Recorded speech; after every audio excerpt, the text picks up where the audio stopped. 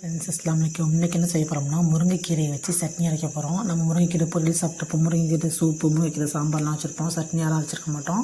Try பண்ணி பாருங்கள், சூப்பராக இருக்குது. அதுக்கு தேவையான பொருள் வந்து முருங்கைக்கீரை அரை கட்டு எடுத்துக்கிட்டேன், தேங்காய், பச்சை மிளகா, வெங்காயம், பூண்டு, புளி இதெல்லாம் எடுத்துங்க.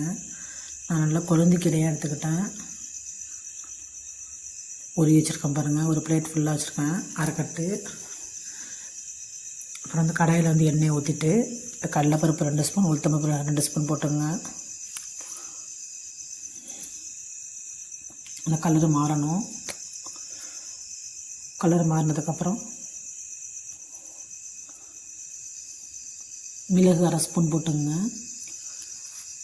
ஜீரகம் 1/2 ஸ்பூன், முழு மல்லி தனியா சொல்கிறோம்ல அதில் 1/2 ஸ்பூன் போட்டுங்க, இஞ்சி துண்டு, பச்சை மிளகா, 2 பட்டை மிளகாவும் போட்டுங்க, பூண்டு, முழு பூண்டு, உரிச்ச பூண்டு, வெங்காயம் இதெல்லாம் போட்டு நல்லா வதக்குங்க.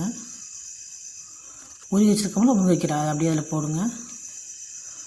அந்த எண்ணெயிலே முருங்கைக்கீரை நல்லா ஒரு 10 நிமிஷம் நல்லா அதிலே வேகட்டும். நல்லா வெந்துருச்சு பாருங்கள், நல்லா வேகணும். 10 நிமிஷம் 20 நிமிஷம் கூட வச்சுக்கலாம். முருங்கைக்கீரை பச்சை வாசனை ஃபுல்லாக போயிடணும். நெல்லிக்காய் சைஸ் புளி போட்டுங்க.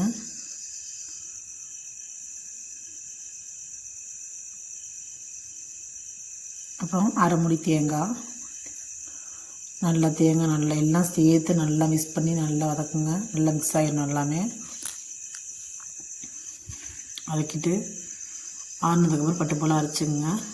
உப்பு போட்டுங்க, இதுலேயே உப்பு போட்டுங்க. போட்டு அரைச்சிட்டு தாளிப்புக்கு கடுகு, பட்டை மிளகாய், கடுகு போட்டுங்க.